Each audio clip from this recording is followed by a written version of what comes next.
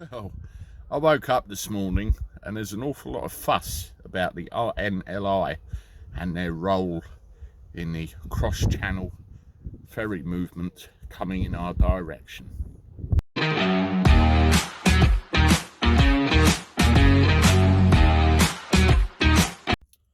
How do everyone? Welcome back to the channel for a Thursday. Hope you're all doing all right.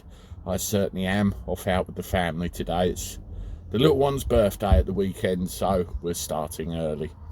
Well, I woke up this morning and there was an awful lot of fuss on the news with Nigel Farage defending his position and the chief of the RNLI coming and speaking out. Have a look at this headline.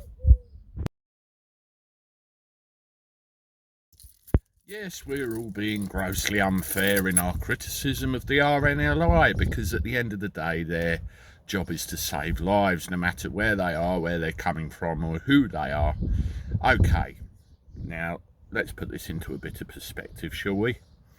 Yes, your job is to save lives. You have businessmen, volunteer businessmen all over the country with bleepers who volunteer their services for the RNLI.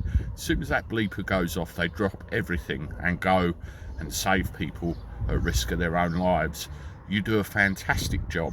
You really do. You have done for donkey's years. In fact, when I was a wee nipper, my dad and I used to go door to door collecting money for you, and you rely solely on donations from people all over the country. And I'm sure that will never change.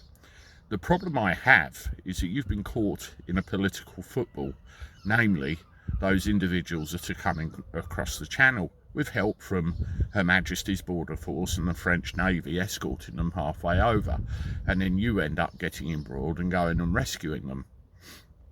Now, the big problem I have with this is when I listen to the radio and I hear adverts for the RNLI with a very strong implication in them that if anybody gets into trouble out there in the water, help might not be at hand and you have to do something to save yourself, i.e. lean back and float.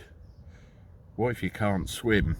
You know, so much of your time is being taken up with an issue that you shouldn't even be involved in. It's a political stroke criminal issue that should have been solved a long time ago, and it's taking your attention well away from the places where you are most needed.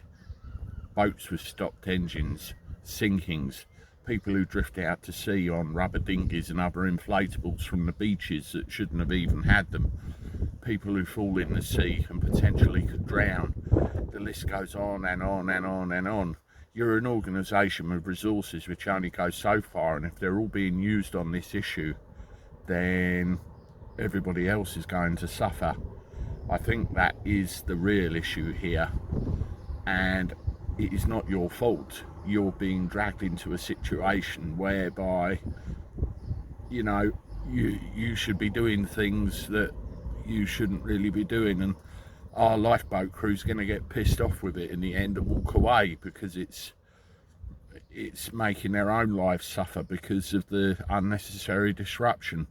It's a political and criminal problem that needs sorting out at the highest level. You either need to turn the damn things round and get the French boat services to deal with them, or the source of this criminal activity needs dealing with altogether. But unfortunately, in my view, the RNLI are getting a damn good kicking. Understandably so, because they shouldn't be involved in the first place and are being forced into it by the fact it's what they do. And it's not good. Anyway, let me know what you think in the comments below. I'll be interested in see your feedback. And I'm off. See you later. Toodaloo.